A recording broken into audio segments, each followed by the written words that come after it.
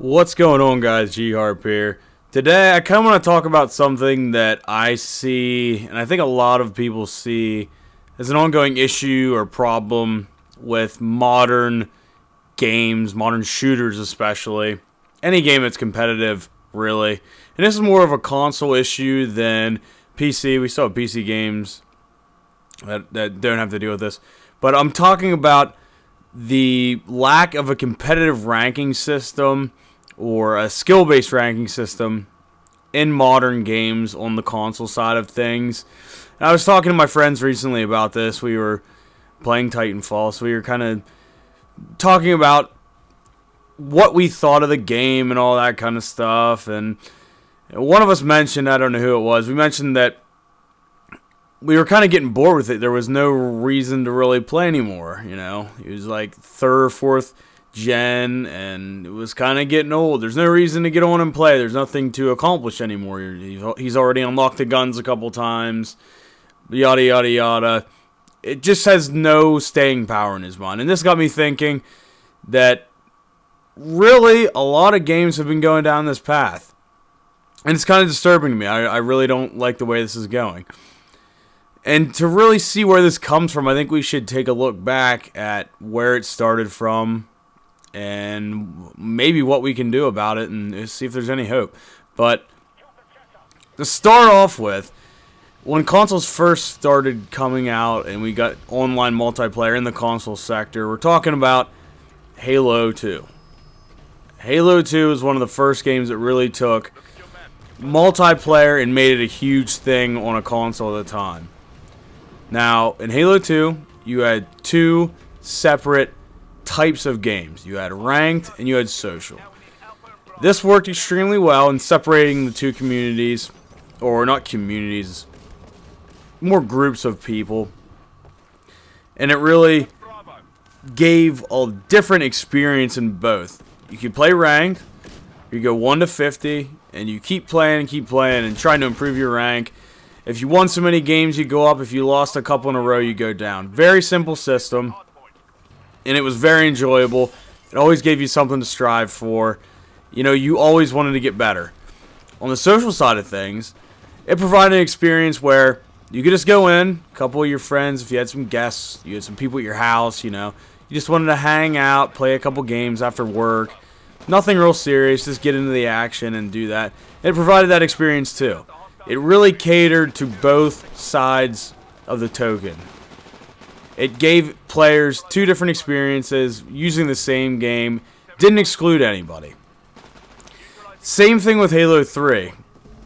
You know, it released a couple years later, 2007. And it kind of expanded on this. We saw XP being used for the first time. So if you won a game, you got an XP. You could rank up General and Brigadier and all that. That was all based on playing a lot of games.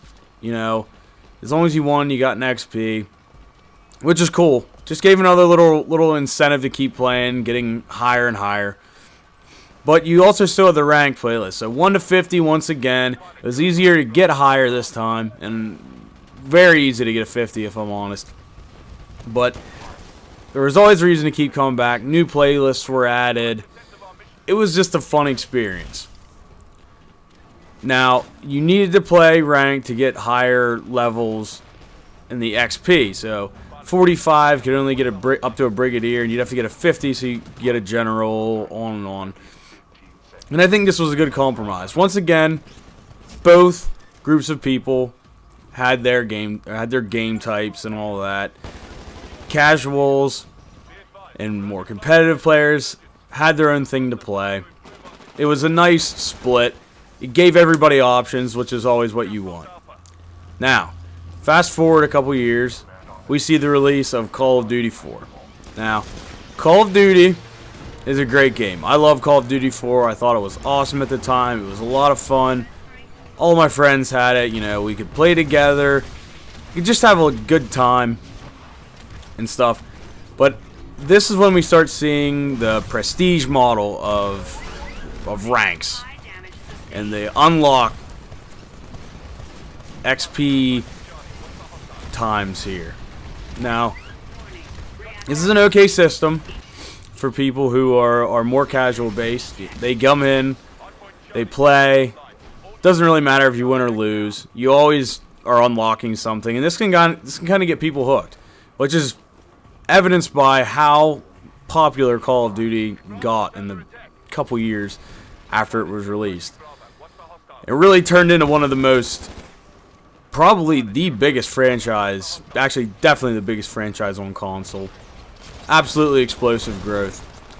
And a lot of other titles started to try to emulate this. You saw Battlefield do it. Halo went that way.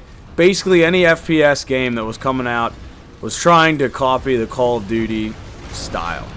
We started to see competitive ranking systems and skill-based ranking systems fall to the wayside in favor of this more. You play more, you get more. You prestige, you do it all over again. And it goes on and on until you get the max rank. For a lot of people, this is a good thing, but for the competitive side of players, they're not looking for this. I never really understood why you would take away the competitive aspect and the want to get higher and be better than people out of video games. Maybe it's just a thing within the country itself. You know, nobody loses now. Everybody gets a trophy. We can never tell people they're not as good as somebody else. They're just good in different ways. And I really think, at least in video games, we should go back to where if you're not good enough, you don't get the rank. You know, if you're not good enough to go up, you don't go up. That's just how it is. That's how it works. That's how real life is. I think we really should start going back that way.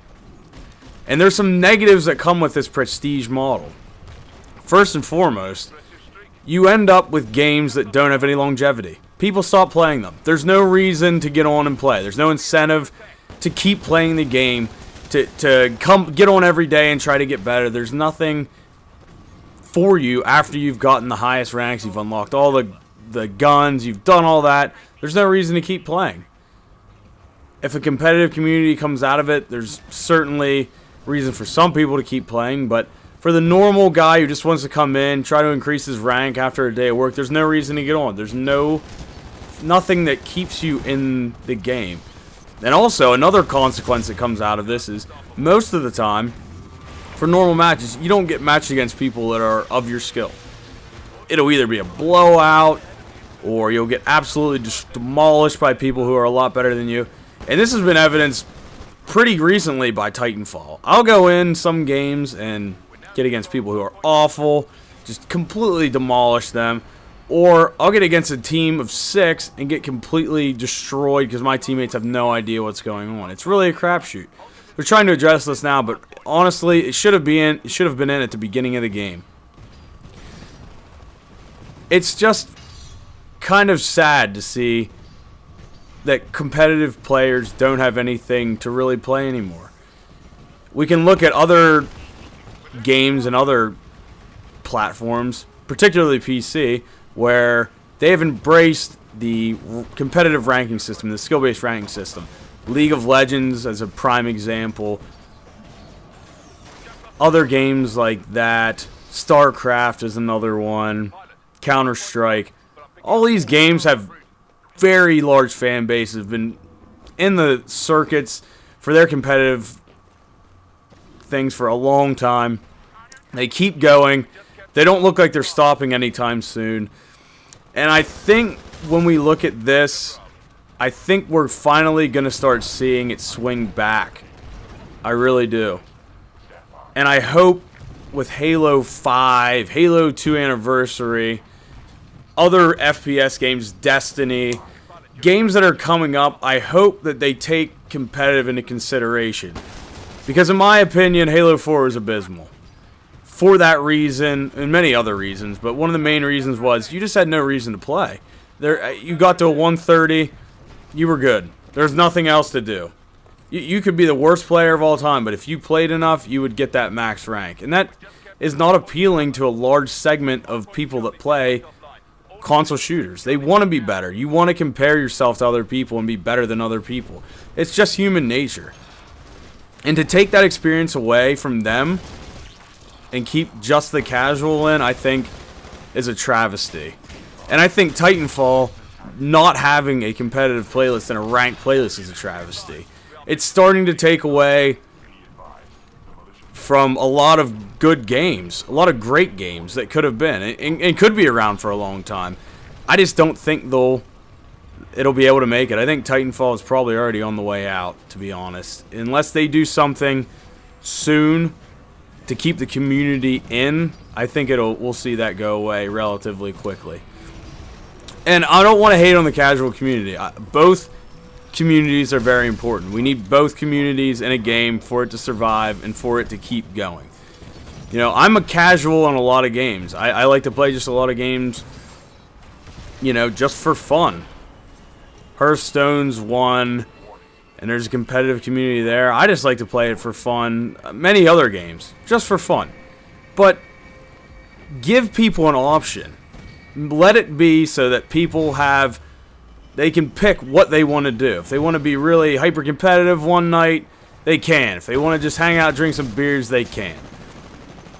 This is really my thought on it. I think the more options, the better.